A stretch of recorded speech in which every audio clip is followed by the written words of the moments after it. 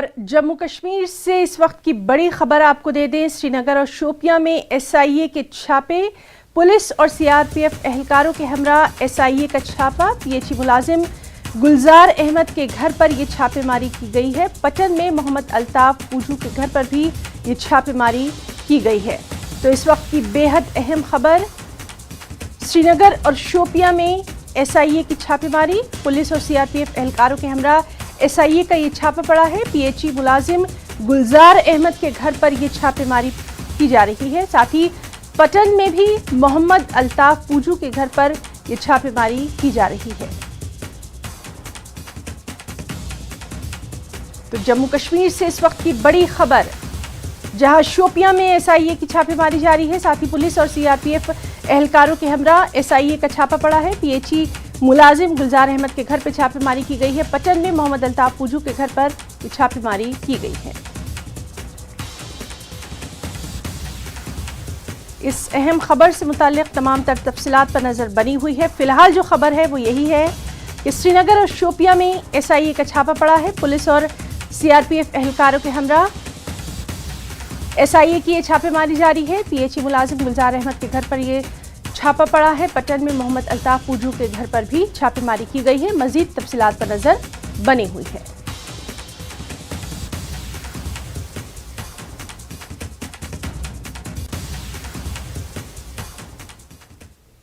जम्मू कश्मीर के पुलवामा में गुरुद्वारा बोर्ड के इंतखाब 6 सालों से नहीं कराए जा रहे हैं। साबिक सदर गुरुद्वारा प्रबंधक कमेटी डॉक्टर जोगेंद्र सिंह शांतराली ने जिले में जल्द इलेक्शन कराने की मांग की है। वाज़ेह है कि जम्मू कश्मीर में गुरुद्वारा एक्ट 1973 में उस वक्त की सरकार ने असेंबली में पेश किया था, जिसके तहत जम्मू कश्मीर में गुरुद्वारा बोर्ड अमल में लाए जाते हैं।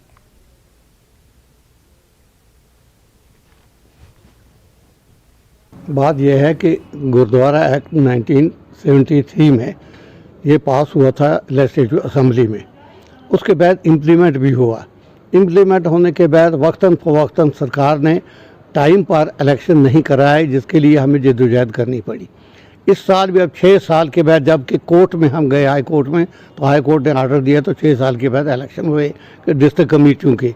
लेकिन हैरानगी की बात है कि विद इन 45 डेज़ इन्होंने बोर्ड का इलेक्शन करना था, वो आज तक नहीं हो रहा है बोर्ड का इलेक्शन। और इस तरह से ये एक्ट जो है इसको मफलूज बनाने की कोशिश की जा रही है और तोड़ने की कोशिश की जा रही है, जो बहुत अफसोसनाक है। इससे यहाँ कश्मीर में बसते हुए या जम्मू में बसते हुए सिख जो हैं, उनके जो जज्बात हैं वो बहुत मजरूह हो चुके हैं। हम ये समझते हैं कि हम तीसरे दर्जे के यहाँ शहरी हैं, हमारी तो कोई बात ही नहीं सुनी जा रही है। चाहिए था आज से 1 महीना पहले या 1.5 महीना पहले इसका जो इलेक्शन है, ये इलेक्शन किया जाना चाहिए था बोर्ड का, लेकिन नहीं करते हैं। ये हमारे लिए बहुत दुखदायक और अफसोसनाक बात है यहाँ की सरकार के लिए। और अली साहब से हम गुजारिश करेंगे वो इसकी तरह तवज्जो दें। अगर ये हकीकत है, हक है, एक्ट बना हुआ है, तो इलेक्शन क्यों नहीं हो रहे हैं। जिला पुलवामा के रोहमू इलाके में नाला रूमशी पर पुल साल 2014 के तबाहकुन सैलाब में बुरी तरह से ढह गया था। 3 साल के बाद हुकूमत ने पुल की तामीर शुरू की, लेकिन पुल का काम सुस्त रफ्तारी से किया गया, जबकि कई बार काम को बंद भी रखा गया, जिसकी वजह से पुल का तामीराती काम पाए तकमील तक नहीं पहुंचाया गया। अगरचे महकमा आरएनबी ने आर्जी डाइवर्जन बनाया है, लेकिन डाइवर्जन की हालत खस्ता होने से मकामी आबादी को काफ़ी दुश्वारियों का सामना है, जबकि पुल वहमू और उसके मुंसलिक 30 देहात को मिलाने वाला बेहद अहम राब्ता पुल है। पुल जो है 2014 के जो फ्लड्स आए थे उसके बाद ये पुल ढह गया था। उस टाइम ये पुल हमारा ये एक वाइटल कनेक्शन है, बहुत ही इंपॉर्टेंट कनेक्शन है। 3 डिस्ट्रिक्ट्स को कनेक्ट करता है ये, शुपियान, बड़गाम और पुलवामा का। और बहुत बार हमने एलजी एडमिनिस्ट्रेशन, डिस्ट्रिक्ट एडमिनिस्ट्रेशन से रुजू किया इस बारे में। डी साहब 2 बार यहाँ पे भी आए, लेकिन जो हमें तवक्कात थी कि इस पुल पे जो काम जिस पेस से होना चाहिए था उस पेस से इस पे काम नहीं लगा है। तो हम आपके वसादत से, मीडिया की वसादत से ये बात जो है आगे एडमिनिस्ट्रेशन तक पहुँचाना चाहते हैं कि किसी तरह से इस काम इस पुल की काम में थोड़ा रफ्तार इसमें पकड़े और ये हमारा किसी तरह से हो जाए। पेवान गाड़ी पेवान मित्र गामे पे पेवान थवन गाड़ी शीश बंद काल पगह पेवान गाड़ी कर रिपेयरमेंट तह बाकी क्या तुम वुचान अगर इन ब्रो कोर्मुत खबर 10 वुहर प्लान थोमुत कपर क्या वो थक यपर क्या वन बाईपास तो मगर यूथे पे जबरदस्त मुश्किल तुम पान तह वुचान यपर जन वन ट्रक वल मुलाजिम पेश तो मगर यम जन ट्रक वल बाकी चीज तम ज्यादा मुश्किल वनकस डाइवर्शन तो जन कनेक्ट करान रोहमू तो बे और बडगाम डिस्ट्रिक्स तो यथ गई यन पे सहलाब आव 2014 मज तन पे वोत सफ़र करान यतन तो यतन मुश्किल गसान यपर कह गाड़ तथा मुश्किल गसान अगर आब यूथ फेरान या कह रूद पेवान तो अतन ना पे गाड़ हेकान तरित कहें अत क्या मुश्किल। जिला किश्तवाड़ के इलाके कलेगढ़ द्राबशाला के करीब हादसे में एक 7 साल लड़के की मौत हो गई, कई दीगर जख्मी हो गए। द्राबशाला सुरंग के करीब एक ट्रक ने एक कार को टक्कर मारी। जम्मू कश्मीर पुलिस और फौज ने कार से तकरीबन 2 अफराद को फौरी तौर पर बचाकर किश्तवाड़ अस्पताल भेजा। 1 घंटे की जद्दोजहद के बाद ट्रक ड्राइवर को मकामी लोगों ने बचाकर GMC डोडा पहुंचाया, लेकिन बदकिस्मती से उसका 7 साला बेटा ट्रक के अंदर ही दम तोड़ बैठा। हलाक और जख्मी होने वाले ट्रक की तफसीलात में 40 साला भूपेंद्र सिंह वल्द मनोहर लाल साकना जिला डोडा शामिल है, जो ट्रक ड्राइवर था। उनका बेटा 7 साला आयुष पिन्हास जान की बाजी हार गया। कार को बस स्टैंड किश्तवाड़ के रहने वाले राजेश शर्मा चला रहे थे और किश्तवाड़ के शक्ति नगर के रहने वाले तरुण गुप्ता उनके साथ थे। दोनों को किश्तवाड़ अस्पताल ले जाया गया।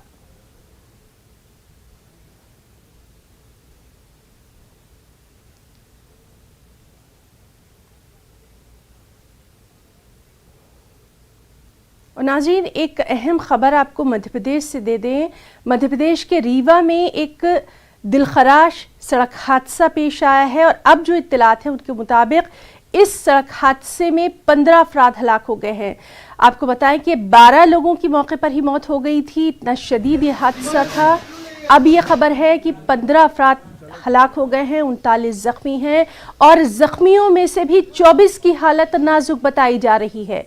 आपको बताएं, इन जख्मियों को संजय गांधी अस्पताल में दाखिल करवाया गया है। हादसा सुहागी इलाके में पेश आया है। महलवकीन का ताल्लुक यूपी और बिहार से बताया गया है। दिवाली का त्यौहार मनाने के लिए ये लोग अपने घरों को जा रहे थे कि यह हादसा पेश आया। हम लोग सिकंदराबाद से जा रहे थे बस्ती। यहाँ पे ढाबा पे हम लोग खाना में नाश्ता किए। नाश्ता करने के बाद गाड़ी पे चढ़े हम लोग। गाड़ी वहाँ से आज ठीक चली, बीच में आने के बाद गाड़ी का जो गियर होता है, गियर नहीं लग रहा था और गाड़ी ऑन कंट्रोल हो गई। कितने लोग बस में थे? बस में लगभग 100 के आसपास ज़्यादा थे। हादसा कैसे हुआ? हादसा तो ब्रेक न लगने के कारण डायरेक्ट हादसा हो गया। बस इतने से। आप लोग कहाँ जा रहे थे?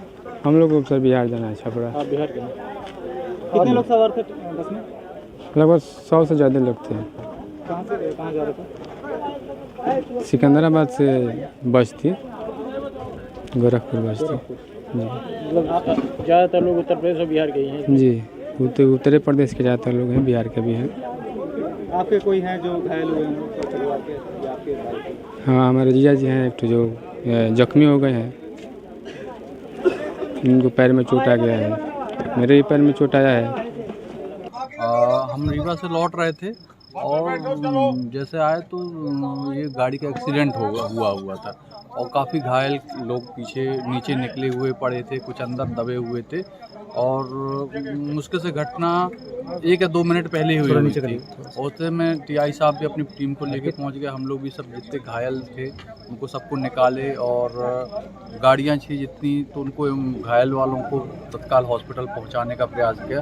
बहुत भयानक हादसा था, ऐसा हादसा हम लोगों ने कभी नहीं देखे। लगभग 14-15 लोग बहुत अंदर दबे हुए थे और बेचारे दबे हुए थे, कराह रहे थे दर्द से। बहुत भयानक चोट लगी हुई थी, ब्लड निकल रहा था। जैसे गाड़ियां मिली, एम्बुलेंस मिले, जैसे साधन संसाधन मिले, मैंने भी अपनी गाड़ी से भी और टीआई साहब और पूरा पुलिस प्रशासन और प्रशासन टाइम पे पहुंच गया। नाज़रीन, जम्मू कश्मीर से बड़ी खबर लगातार आपको दे रहे हैं। शोपियां में एसआईए की छापेमारी जारी है। पुलिस और सीआरपीएफ एहलकारों के हमरा ये एसआईए का छापा पड़ा है। आपको बताएं कि इत्तलात के मुताबिक पीएचई मुलाजिम गुलजार अहमद के घर पर यह छापा पड़ा है। साथ ही पट्टन में मोहम्मद अल्ताफ पूजू के घर पर भी ये छापेमारी की गई है। सीधे रुख करेंगे हमारे साथी इरशाद मलिक का। इरशाद, इस छापेमारी के ताल्लुक से क्या कुछ तफसीलात आपके पास है? जो है शुपियान के वची और वहाँ पे जो आवनीरा इलाका है वहाँ पे जो है पुलिस और सीआरपीएफ के हमरा जो यहाँ पे जो है स्टेट इन्वेस्टिगेशन एजेंसीज के जो लोग हैं इन्होंने वहाँ पे छापे मारे हैं और यहाँ पे जो ये छापे डाले गए हैं बताया जा रहा है कि जो हमारे से जराए से खबर है कि ये छापे जो है सबसे बड़ा यहाँ मसला जो कुछ ही दिनों से ज़्यादा उभरा है वो OGW का बड़ा चैलेंज रहा है। OGW को लेकर और सिम का मामला ये कह रहा है कि जो सिम कार्ड जो है जो दूसरे लोगों को यानी कि एक सिम पर दो या तीन नाम से एक सिम निकाली गई है बताया जा रहा है। उसको लेकर ये कार्रवाई शुरू की है। फिलहाल जो है गुलजार अहमद जो पीएचई में मुलाजिम है उसको वहाँ थोड़ी देर हिरासत में ले लिया है और पूछताछ उसके जारी है। तो यही बताया जा रहा है कि जो है सबसे जो बड़ा चैलेंजिंग का सामना करना पड़ रहा है इस वक्त जो शुपियान जिले की बात करेंगे तो अगर मिलिटेंसी पे यहाँ पे जो एक तरफ पुलिस ने कदम लगाया है लेकिन दूसरी तरफ जो है अब नया सामने आ रहा है कि कई बार OGW की हलाकत भी सामने आई है। अब जो है OGW है वो ग्राउंड में सरगर्म है। उसको लेकर जो है स्टेट इन्वेस्टिगेशन एजेंसी जो है उस काम पे लगी है कि किस तरह ये जी इरशाद, आपसे हम ये ज़रूर तफसीलात जानना चाहेंगे कितने बजे ये छापेमारी की गई और क्या ये अभी तक जारी है, क्या कुछ इसमें अभी पेशरफ्त है?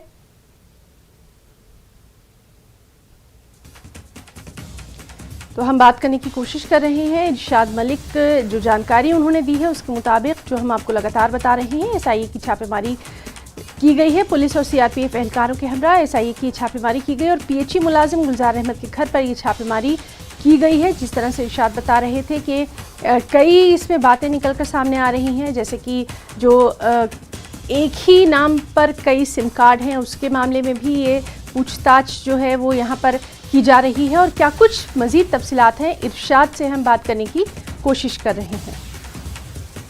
तो फिलहाल आपको ये अहम खबर जिस पर लगातार नज़र बनी रहेगी शोपियां में एसआईए की छापेमारी के ताल्लुक से, जहां पुलिस और सीआरपीएफ एहलकारों के हमरा जो छापेमारी की गई उसमें पीएचई मुलाजिम गुलजार अहमद के घर पर छापेमारी की गई है। वहीं पट्टन में भी मोहम्मद अल्ताफ पूजू के घर पर छापेमारी की गई है।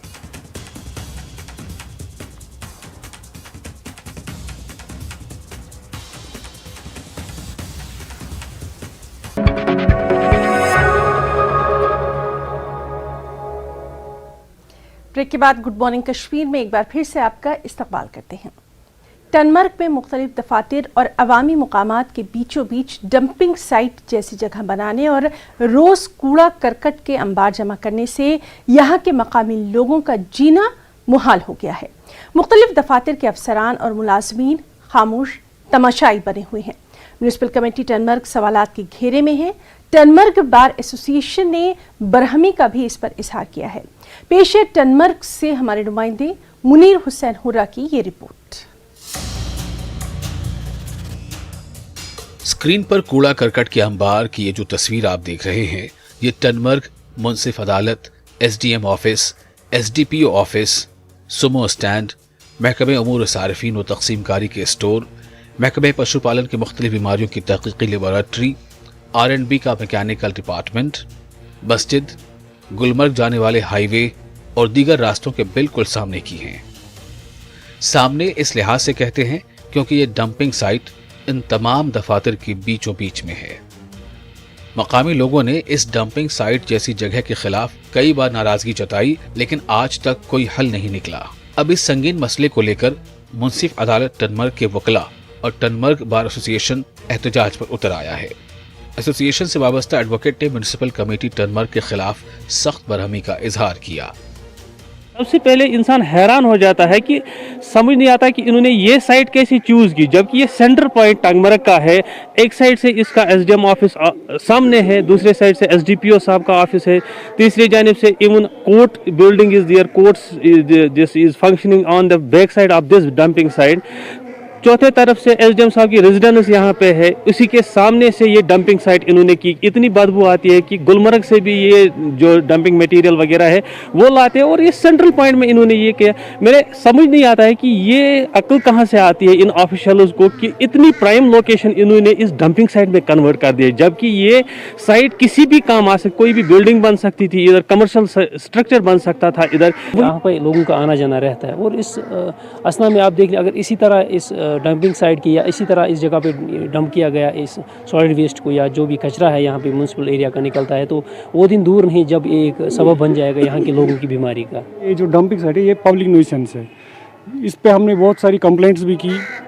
एक बार हमने गाड़ियों को भी यहाँ पे सीज करवाया था, लेकिन फिर भी वो रिलीज़ हो गई और ये हमारी समझ से बाहर है, क्योंकि हम बात यहाँ पे इशू उठाते हैं लेकिन ये सुना नहीं जाता। इतनी बू आती है यहाँ पे नहीं, आप वहाँ अड्डे में देखो, वहाँ पे भी कोई नहीं बैठ सकता है उस टाइम।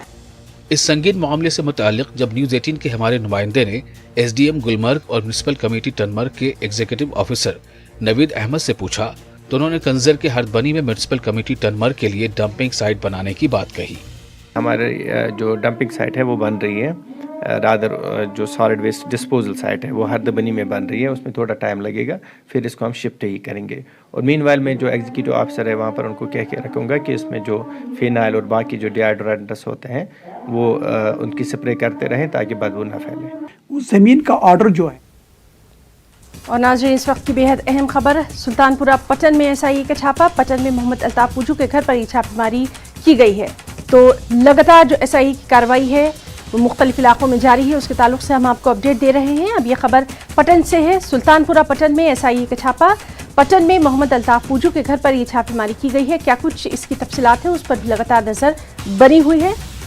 फिलहाल यही खबर है कि एसआईए की छापेमारी की गई है।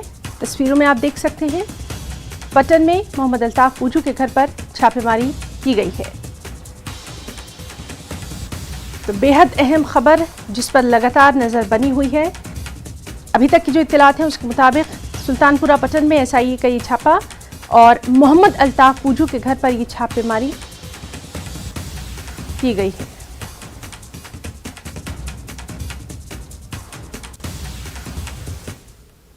सरहद पर मुल्क की हिफाजत पर तैनात जवान कभी अपने मकसद से नहीं चूकते।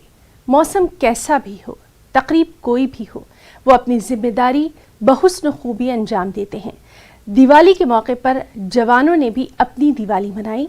इनमें चंद मुस्लिम जवान भी हैं जो अपने हिंदू भाइयों के त्यौहार में, उनकी खुशियों में बराबर के शरीक हैं। दिवाली का त्योहार है। बॉर्डर पे सटे हुए इलाकों में बॉर्डर सिक्योरिटी फोर्स 24 घंटे गश्त कर रही है।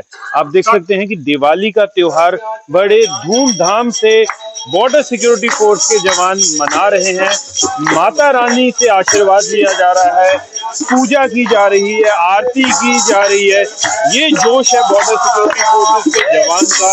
चाहे किसी भी तरह का माहौल हो, बॉर्डर पे पाकिस्तान की तरफ से गोले बरसते हो या अभी जो फाइट चल रही है उस तरह का माहौल हो, बॉर्डर सिक्योरिटी फोर्स के जवान ये सुनिश्चित करते हैं कि हर दिन यहाँ पर माता रानी की आरती हो।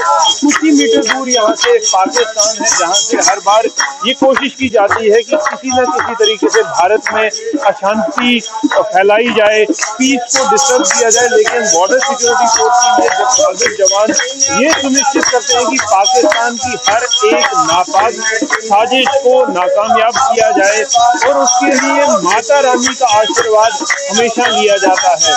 जब दिवाली का त्योहार पूरे देश में जोश और खरोश से मनाया जा रहा है, बॉर्डर के सटे हुए इलाकों में बॉर्डर की जो बॉर्डर सिक्योरिटी फोर्स है वो ये सुनिश्चित करती है कि पाकिस्तान की तरफ से हर एक नापाक कोशिश, चाहे वो बॉर्डर के जरिए, ड्रोन के जरिए हथियार, गोला बारूद, नारकोटिक्स को भेजने की हो, नशीले पदार्थ को भेजने की हो या किसी तरह घुसपैठ कराने की कोशिश हो, माता रानी का आशीर्वाद लेकर बीएसएफ के जवान ये सुनिश्चित करते हैं कि हर एक जो कोशिश की जाती है भारत को नुकसान पहुंचाने की पाकिस्तान की तरफ से उसे विफल किया जाए। बीएसएफ के जवान इस वक्त बेशक अपने घरों से दूर हैं। यहाँ पर ये जो बीएसएफ के जवान आपको नजर आ रहे हैं, इनमें कोई मुस्लिम नहीं है, कोई हिंदू नहीं है, कोई सिख नहीं है, ये सब भारतीय हैं और भारतीयता की एक मिसाल है। यहाँ पर कोई रिलीजन नहीं है, कोई मजहब नहीं है। ये सब जब वर्दी पहन लेते हैं तो ये भारत माता के सपूत हैं। भारत माता के लिए कोई भी अभी यहाँ पर उनका कोई मजहब नहीं है, कोई जाति नहीं है। आप देख सकते हैं कि यहाँ पर हमारे गुलाम रसूल साहब हैं, इनसे बात करते हैं। रसूल साहब, आप भी भजन में हिस्सा ले रहे हैं, क्या मैसेज देना चाहेंगे लोगों को जो मजहब के नाम पे एक दूसरे को लड़ने के लिए मजहब के नाम पे बांटते हैं, उन लोगों को क्या मैसेज देंगे आप? तो जब ये बीएसएफ की वर्दी पहनी जाती है तो क्या कोई मजहब की सारी जो दीवारें हैं वो तोड़ के सब भारतीय बन जाते हैं? तो देखिए, यहाँ से ये मैसेज सबके लिए साफ है कि जब आपने ये वर्दी पहन ली तो कोई मजहब नहीं है, कोई जात नहीं है, सिर्फ भारत है और भारतीयता है। तजिंदर सिंह सोडी, नेटवर्क 18 के लिए। तो गुड मॉर्निंग कश्मीर में फिलहाल इतना ही। आदाब।